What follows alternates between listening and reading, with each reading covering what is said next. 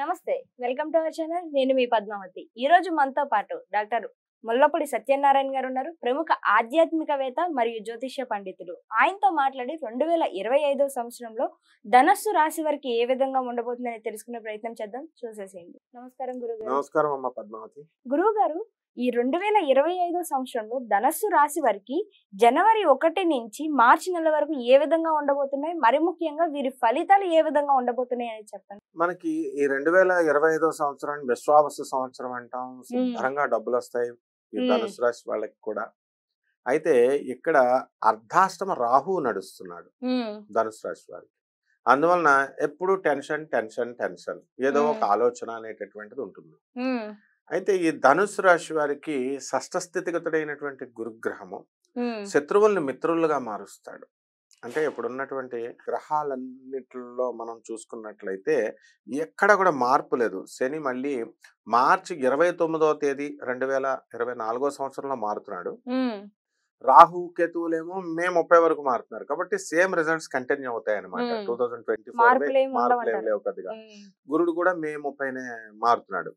అందువలన ఈ యొక్క వృత్తి వ్యాపార ఉద్యోగ విషయాల్లో ఆదాయాలు ధనుసు రాశి వారికి కొంచెం పెరుగుతాయి ఈ శుక్ర గ్రహాలు ఈ కుజగ్రహాల ఈ సంచారం వల్ల. ఆ తర్వాత శత్రువుల్ని మాత్రం తొక్కి పడేస్తారు వీళ్ళు. వాళ్ళే ఫ్రెండ్స్ అయిపోతారు ఆటోమేటిక్ గా. ఎవరైతే శత్రువు అని చూస్తారో వాళ్ళతో స్నేహం అయిపోద్ది అనమాట. అక్కడ గురుడు ఉండి బ్యాలెన్స్ చేసేస్తాడు అనమాట.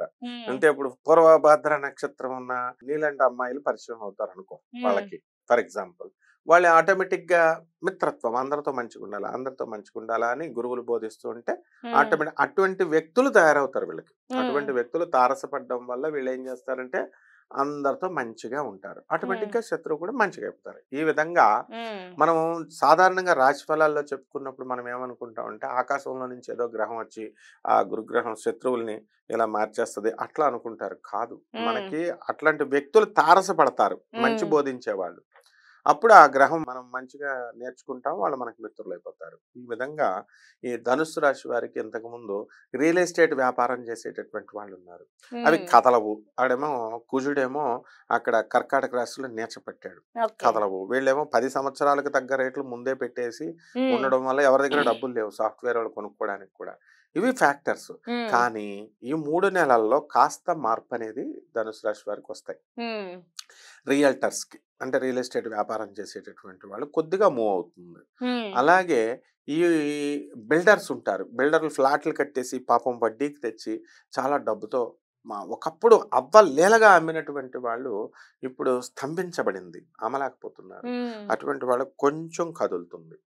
ఆ తర్వాత విద్యార్థులు 6వ ఇంట్లో ఉన్నటువంటి గురుగ్రహ ప్రభావం వలన వీళ్ళు ఎక్కువగా చదవాల్సినటువంటి అవసరం ఉంది ఇప్పుడు. లేకపోతే దాని మీద ఇంకొంచెం ఎక్కువ చదవాలి, కట్టకపోతే ఫెయిల్ అయిపోతారు ఏకంగా. అంటే బుక్ తెస్తాడు పాపం చదువుదామని, ఫ్రెండ్ ఫోన్ చేస్తాడు బయటకు వెళ్దామని, ఇలా డిస్టర్బెన్స్ ఏదో ఒకటి డిస్టర్బెన్స్. కాబట్టి వీళ్ళు అవన్నీ దాటుకోవాలా, ఎక్కువ చదవాలా. తర్వాత పెళ్ళిళ్ళు చేసుకోవాలనుకునేటటువంటి వాళ్ళు వీళ్ళకి లవ్ మ్యారేజీలు అయిపోతాయి. అసలే సుప్రీంకోర్టు తీర్పిచ్చింది ఏమని, మేజర్ డోంట్ టచ్ దమ్ అన్నారు. పోలీసులు వాళ్ళు ఏం చేస్తారంటే వాళ్ళు ఎలూప్మెంట్ అంటే లేచిపోవడం, ఎవరి ఇష్టం వచ్చినట్టు వాళ్ళు వెళ్ళిపోవడం అనమాట. మేజర్స్ కాబట్టి పోలీసులు ఏమి ఇంటర్ఫియర్ కాదు. దీనివల్ల ఏమైపోయింది, పిలిపిస్తారు అంతే. పెళ్ళైనటువంటి వాళ్ళని పోలీస్ స్టేషన్ పిలుస్తారు. అసలే సుప్రీంకోర్టు తీర్పులు వచ్చినాయి మేజర్స్ టచ్ అని. అలాగే పోలీస్ స్టేషన్ లో కూడా వాళ్ళు పాపం మ్యారేజ్ చేసుకునే దంపతులు వీళ్ళు వెళ్ళారనుకో మేజర్స్, రక్షణ వాళ్ళే చేస్తారు. పోలీస్ స్టేషన్ లో కూడా పెళ్లి వాళ్ళ ఖర్చులతో చేస్తారు. అలాంటి వెసులుబాటు వచ్చేసింది ఇప్పుడు. అలాగే పోలీసు వాళ్ళు ఏం చేస్తారంటే పిలుస్తారు. పిలిస్తే మేజర్ అని చెప్తే నీకు ఇష్టమయ్యానా అంటే ఇష్టం అంటే వెళ్ళిపోతారు అంతే. కాబట్టి ఈ యొక్క ఫెసిలిటీస్ ఎక్కువ వస్తే అందుబాటులోకి వీళ్ళు ధనుసు రాశి వాళ్ళు ఉపయోగించారు. ఎక్కువ మ్యారేజ్ తల్లిదండ్రులు కొంచెం జాగ్రత్త చూపించాలంటారు ఈ ధనుసు రాశి వారు. ఖచ్చితంగా ధనుసు రాశి తల్లిదండ్రులు అలర్ట్ గా ఉండాలా. అండ్ మనం ఈ ధనుసు రాశి వాళ్ళకు కూడా చెప్పాలి పాపం. ఈ యువకులు ఎవరైతే పెళ్లి చేసుకోవాలనుకుంటున్నారో వీళ్ళ అమ్మా నాన్నకి చెప్పకుండా వెళ్ళిపోకూడదు. వెళ్ళిపోయినట్లయితే ఈ అట్రాక్షన్ అనేటటువంటిది అవతల వాళ్ళు 10 లవ్ మ్యారేజెస్ లో 8 ఫెయిల్యూర్స్ ఉంటాయి, ఏదో 1 2 సక్సెస్ అవుతాయి. కాబట్టి తేల్చుకోవాల్సినటువంటి అవసరం వీళ్ళకి పాపం అంత వయసు ఆ మెచ్యూరిటీ రాదు. అంటే లవ్ మ్యారేజ్ అయితే చేసుకుంటారు కానీ వీళ్ళకి ఆ సఖ్యత ఉండే అవకాశం చాలా తక్కువ అంటారు. ఎందుకంటే ధనుసు రాశి వాళ్ళు ఇప్పుడు విడాకులు, గొడవలు, గురుబలం లేదు కదా, అందువలన తర్వాత విదేశాల పిచ్చి ఎక్కువైపోయింది ఇప్పుడు. విదేశాలకి వెళ్ళాలి అనుకునేటటువంటి వాళ్ళకి ఇది విదేశాలకు వెళ్తారు. మరి మిస్టిక్ గా కేతుగ్రహ సంచారం మనకి కన్యా రాశిలో ఉండడం వల్ల విదేశాలకు వెళ్ళాలనుకునేటటువంటి వాళ్ళు వెళ్ళగలుగుతారు. ప్రైవేట్ ఉద్యోగస్తులు అందరూ కూడా వాళ్ళకి మంచి అవకాశాలు వస్తాయి, యాజమాన్యాలు గుర్తిస్తాయి, విదేశాలకు పంపిస్తారు, వేరే వేరే ప్లేసెస్ కి వాళ్ళు వెళ్ళాలనుకునే వాళ్ళు వెళ్తారు.